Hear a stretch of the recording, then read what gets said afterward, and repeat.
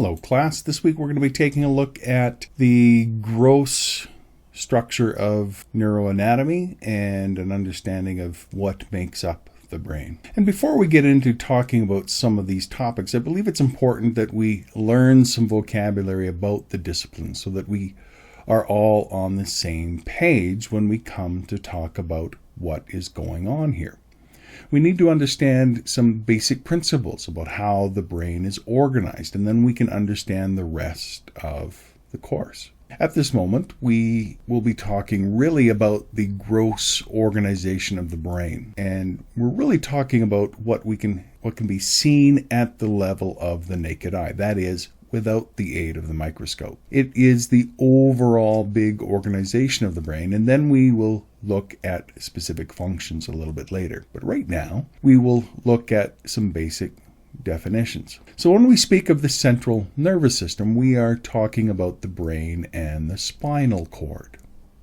And the nerves go along the spinal cord and into the skull through a hole called the foramen magnum.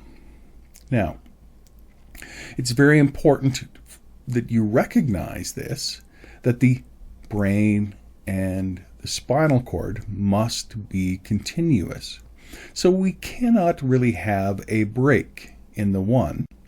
So the brain is housed in the skull and the spinal cord within the vertebrae. Now, we'll be focusing on the brain, but there is another aspect of the central nervous system, and that is called the peripheral nervous system. And this is any neural element that lies outside the brain and the spinal cord. So, for example, you have a long nerve that runs down the back of your leg called the sciatic nerve, and that is part of the peripheral nervous system.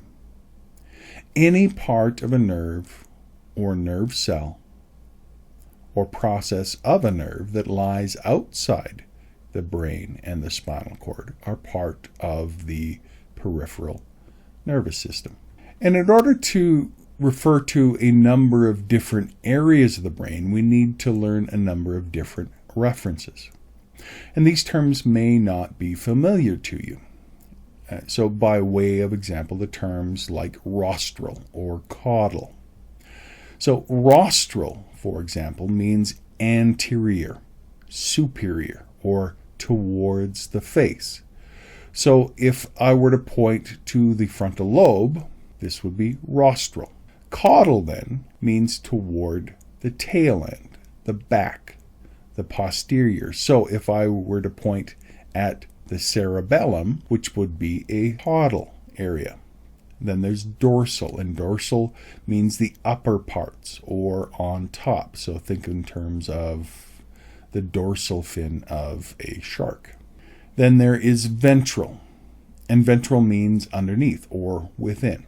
So now, when we refer to the spinal cord, the bony part, we can see what would be the dorsal, and the undersurface toward your organs would be the ventral.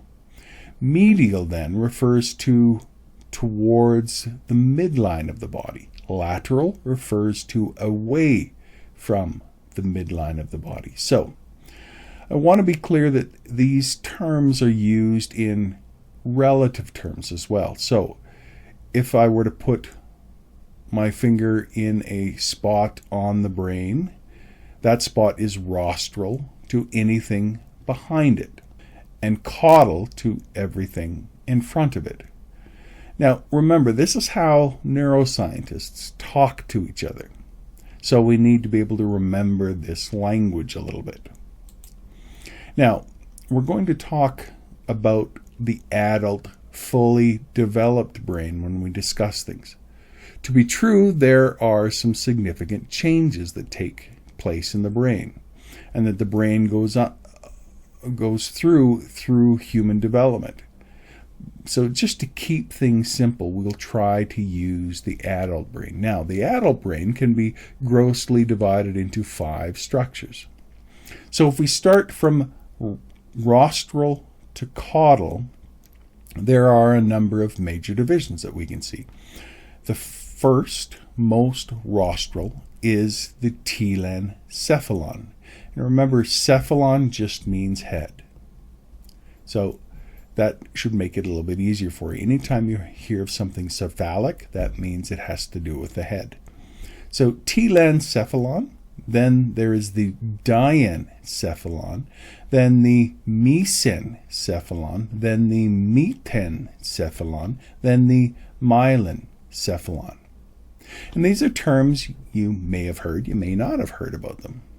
So when we talk about structures of the brain, we will always try to clarify where that structure resides. For example, a structure that lies within the diencephalon. Where is that?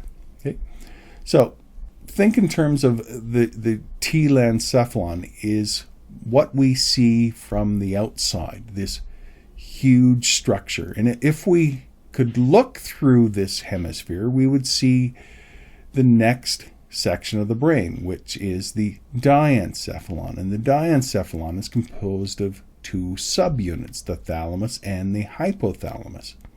The next division of the brain we come to is the mesencephalon, and this means midbrain. And it's approximately in the middle of the brain and lies just down a little bit. The next division of the brain is the metencephalon, and it consists of two structures, the cerebellum and a structure called the pons. The last structure of the brain is the myelencephalon, and it is this structure that is connected to the spinal cord. So that's us talking about the different areas of the brain. So let's look at these divisions again, and this time I will use a little of the vocabulary to help us move along. The telencephalon is the rostralmost subdivision, essentially cortex you see on the lateral and medial surface. The telencephalon is the most human areas of the brain. It will be something that we will be very fascinated with. Just the outer layer of the telencephalon is what is proper thought, what is properly thought of as the cortex. This is the seat of the mind. It is the outer part of the telencephalon that makes up the cortex and is essentially what we think of as you or I. The cortex of other animals, it's much smaller than a human's. And the next area, remember we go from rostral to caudal, is the diencephalon. So the portion that is caudal to the telencephalon is the diencephalon. It is subdivided into two different parts. The first is a dorsal division. Remember that means up. And this division is called the thalamus. The second is a ventral division. Remember, ventral means below, and that is the hypothalamus. So, what is the thalamus? The word literally means anteroom, the room before something. And that is actually what the thalamus is. All sensory information except smell goes through the thalamus, where it is then redirected to the areas of the brain, specifically the cortex, to give meaning to that sensory information. Almost all information that we get to the cortex must go through the thalamus. So we can see how that term anteroom, which thalamus means, is a very appropriate name because it is the place where information must go through. Now, the term hypothalamus, also part of the diencephalon. Now, here I should make a side note that there are many different areas within the thalamus and also the hypothalamus. But we don't need to get into those nitty-gritty specifics right here in this course. There's lots of other time for us to take a look at the specific roles of those various areas in other courses. But in general, the role of the hypothalamus is to maintain homeostasis within the body. And it helps to get the body ready for demands from the external world and to ensure that the interior environment within the body stays within balance. Now, the next subdivision of the brain that we come to is mesencephalon, or the midbrain.